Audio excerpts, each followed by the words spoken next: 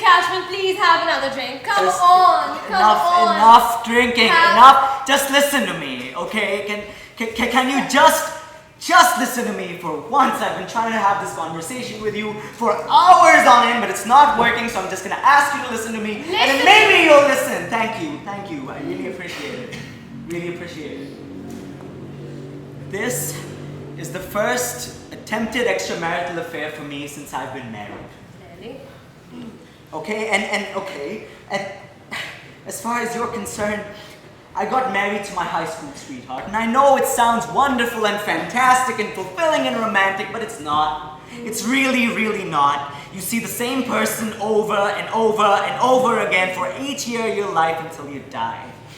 Okay, and it's messed up, and it really gets me thinking, what would have been like with other people, you know? Like, let me ask you something. How many experiences with other women do you think I've had prior to getting married? Looking at you, I'd say none. That's rude. It was one. I had one experience, okay? I had one shot at it. When I was 18, my brother took me to an apartment in New York, New Jersey, where I consorted with a 44-year-old woman. Yeah, it was messed up. You know why? Because I opened the apartment door and there she is laying naked on a brass bed reading the newspaper. I can't get the image out of my mind because I spent $7 that night and I threw up.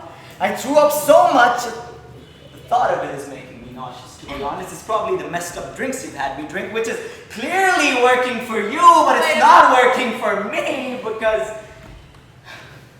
You know what the truly messed up part about this entire thing is? Oh, there's more. It was the most traumatic experience of my life, but going up to that apartment door, before opening it, I felt this wave of excitement that I've never felt in my life ever again. I don't smoke, I don't gamble, I've never been in a car accident, never had a broken bone, and you've had more to drink this afternoon than I've had my entire life! Excuse me, I mean, come on, you tell me and I've had enough to drink. Okay, I'm sorry. I'm being very pessimistic. It's not like me. I'm not like this all the time. I'm really, really sorry, okay?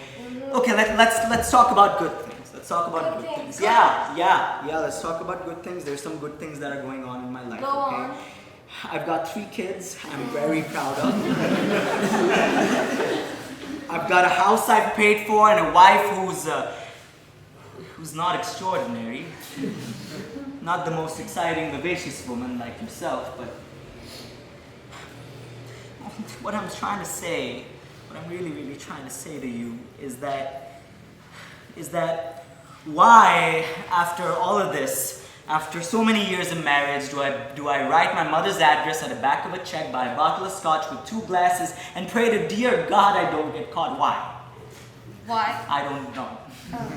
Okay, I don't know. I guess you could say I never got the urge before. Okay, that's not true. I started getting the urge about 5 years ago. About 2 years ago, seriously. And about a year ago, I really started to get into it. And in the last 6 months, I'm getting old. Okay, I'm getting old and I've started to think about dying. The thought of death has now become a part of my life. Okay? And you know, just this morning I was opening up the newspaper and I went to the obituary column, and you know why I was there? I was there just for the satisfaction of not seeing my name in there.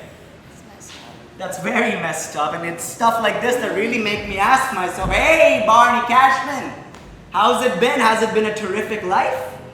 You know what my answer is? What? Well, I wouldn't say terrific. It was nice. The sum total of my existence is nice.